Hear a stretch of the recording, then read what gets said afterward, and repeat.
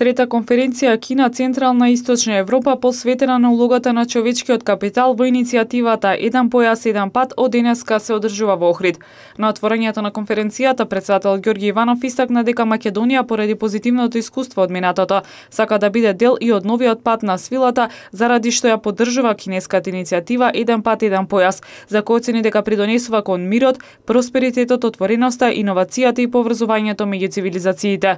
Ова иницијатива за нас е многу важна, бидејќи онамо каде што нема патишта, таму нема трговија. Само таму каде што има развиена инфраструктура, има развиена трговија и соработка, додаде Иванов. Инфраструктурните проекти во рамките на Еден пат, еден појас ќе им овозможат на државите од Централна, Источна и Југоисточна Европа да бидат меѓусебно цврсто поврзани, со што ќе се зголеми компетитивноста на економиите од регионот за странски инвестиции.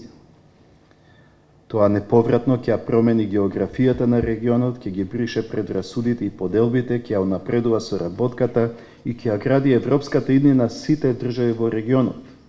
Еден пат, еден појас е комплементарна на европскиот проект за слободен проток на луѓе, стоки, услуги и капитал, бидејќи конечно ќе отвори ново, просперитетно поглавје за нашиот регион. Амбасадорката на Кина во Македонија Лин Лисиен истакна дека со улогата на човечкиот капитал во оваа иницијатива најдобро се представени увидите на сите научници овде, потенцирајќи дека вкупната инвестиција на Кина во земјите вклучени во оваа иницијатива достигнува повеќе од 50 милиарди долари. Во мај оваа година на одржаниот форум повеќе од 270 договори за соработка биле потпишани. Само во рок од неколку години оваа иницијатива ги трансформираше концептите во конкретни дејства.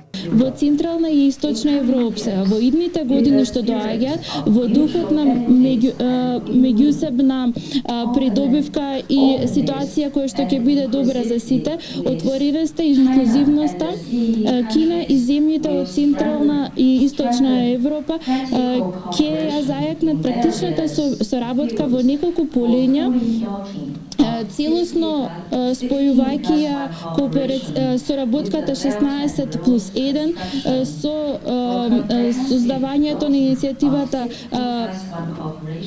Појас и пат, односно ќе има сеопфатно спојување на 16+1 соработката со сеопфатно стратегиско партнерство помеѓу Кина и ЕУ.